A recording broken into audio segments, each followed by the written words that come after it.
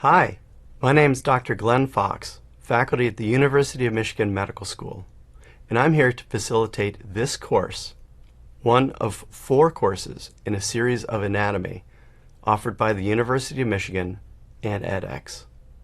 This course is an in-depth look at the cardiovascular, respiratory, and urinary systems. We'll explore their anatomy and their functions. It may seem like these 3 systems aren't very closely related to one another, but they are in fact. The cardiovascular system is the connection of all systems to one another. It's a means to connect all metabolically active tissues in the body. The urinary system is the dynamic filter for the cardiovascular system. It adjusts which solutes and the solvent water stays or leaves the body. The respiratory system is a means by which the body can adjust the gaseous intake and outflow of things like oxygen and carbon dioxide, as well as other gases from the body. It is my distinct privilege to be able to facilitate these 3 systems in this course with you. I'm so very happy that you can join me. Thank you.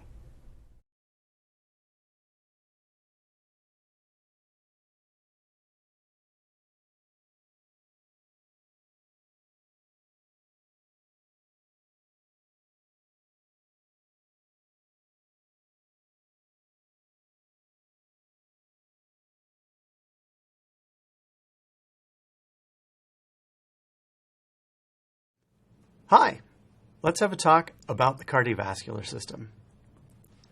The cardiovascular system has 4 parts to it. There's the blood, the heart, the blood vessels or the vasculature, and the lymphatic system. The cardiovascular system could be mapped throughout the body.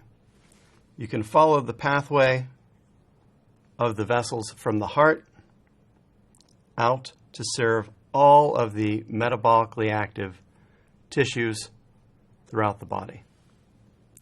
The blood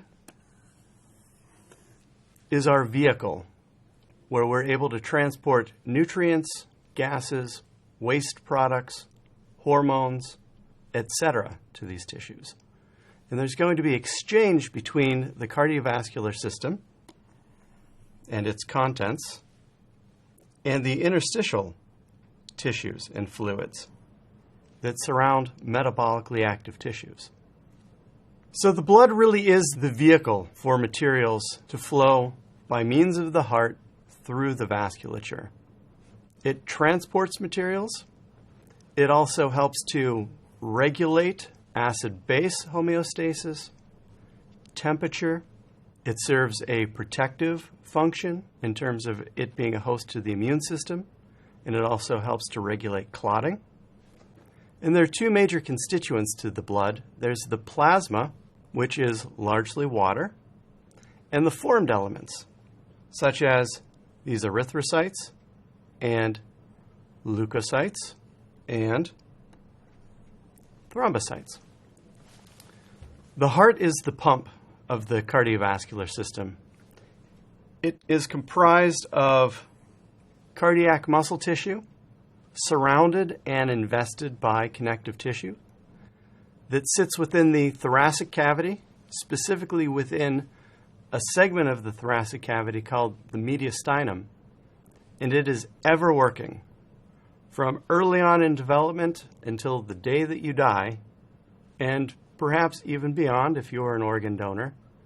The heart is going to beat in concert with our metabolic need for oxygen and other nutrients. The vasculature, or the blood vessels, are the pathways by which blood moves from the heart out to the metabolically active tissues, returns back to the heart, and then goes out to the lungs, and then returns back to the heart, and then goes out to the metabolically active tissues, and so on and so forth. The main constituents of the vasculature are the arteries, which are vessels that deliver blood away from the heart, and veins, which deliver blood back to the heart. And nestled between the arteries and the veins are the capillary beds, which are the site of nutrient and gas and other material exchange between the cardiovascular system and the interstitial tissue. Lymphatics are, in all fairness, a system unto themselves. So people will frequently refer to the lymphatics as the lymphatic system. But they can just as easily be seen as a subset of the cardiovascular system. The function of the lymphatic system is varied and will be explored in subsequent lessons. But for the most part, the role of the lymphatic system is to reclaim filtered plasma that was lost in the interstitial tissue and not resorbed back into the cardiovascular system to prevent edema or swelling. The lymphatic system is also notable because it transports fatty acids and lipid-soluble vitamins from regions of the small intestine back up into blood supply. And finally, the lymphatic system is a sizable host to our immune system and helps us to modulate immune responses. So we've talked a little bit about the cardiovascular system, its constituents, and their functions, and we'll explore these topics in greater detail in subsequent lessons. Thank you.